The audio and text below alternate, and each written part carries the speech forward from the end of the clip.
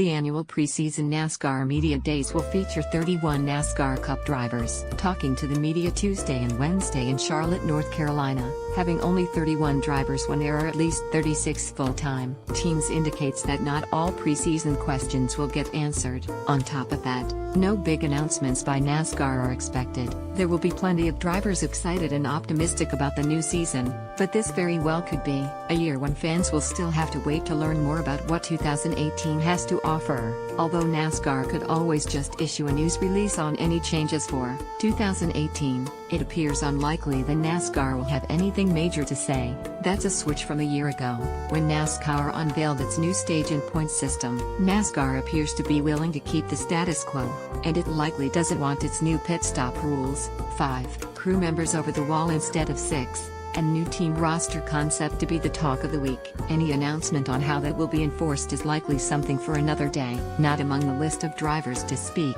Danica Patrick, with plans to run only Daytona. She isn't part of the preseason media days. That doesn't mean there won't be news as far as what team she will drive for at Daytona, but she has no in-person media announcements scheduled. There also will be plenty of talk but few answers about one of the biggest preseason topics, the new Chevrolet Camaro. With less than 4 weeks before Daytona 500 qualifying, several teams are still jockeying for position in the sport's biggest event. Here's the latest on the situation. Friday night's NASCAR Hall of Fame ceremony was high on emotion, with Gordon, a 93-time Cup winner, and notorious crier, now on the ballot. Expect the 2019 enshrinement to strike a similar chord. Chase Elliott drove it at a Texas Motor Speedway tire test, but with only 4 cars there. No way did he learn much about the car and how it could handle in race conditions. He did wreck a car, so he might have an idea of one of the trouble spots, if it wasn't tire related.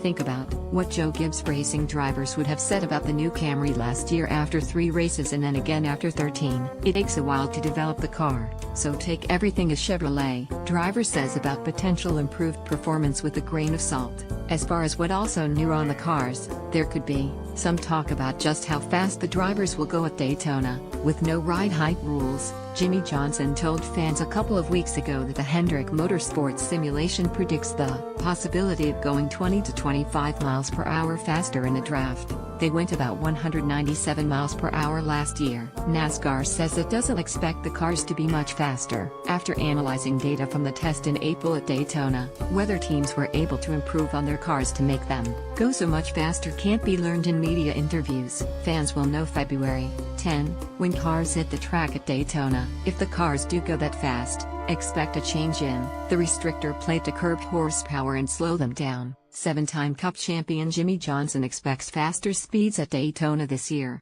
Matt Sullivan/Getty Images it will likely be early February before fans know the full NASCAR Cup lineup. With only 31 Cup drivers, there are also 14 drivers scheduled to talk from the Xfinity and Truck Series. There are 5 charters unaccounted for as teams continue to firm up plans. Even though less than 3 weeks remains before Daytona 500 qualifying, there are still teams with unannounced plans. Rick Ware Racing, Premium Motorsports, BK Racing, Front Row Motorsports and Richard Childress Racing each have one charter that isn't aligned with the driver set to speak at media days. TriStar Motorsports, the Motorsports Group and Starcom Racing, teams that have indicated they want to run full-time this year, have not announced drivers or whether they have obtained charters. RCR still has not said what it would do with the car Paul Menard drove last year. It doesn't have a crew chief, so the team appears likely to unload a charter, although Richard Childress would not confirm that Friday night, saying only that RCR would not field a car with a no.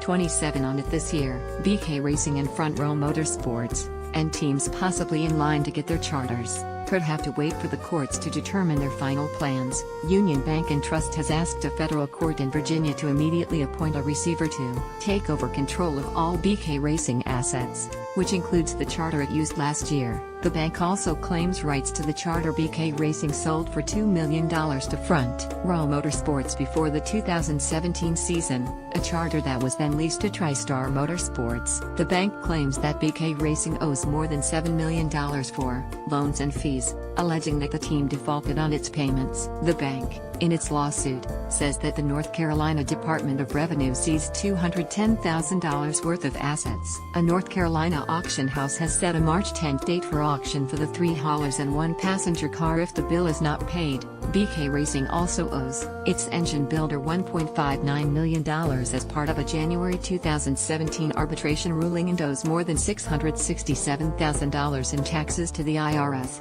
according to North Carolina court records. BK Racing owner Ron Devine said in November that he had an agreement to get everything settled when the bank filed a lawsuit in state court in North Carolina. No date for a hearing has been set on the bank's request, and how quickly the court moves could determine what happens with those charters. And BK Racing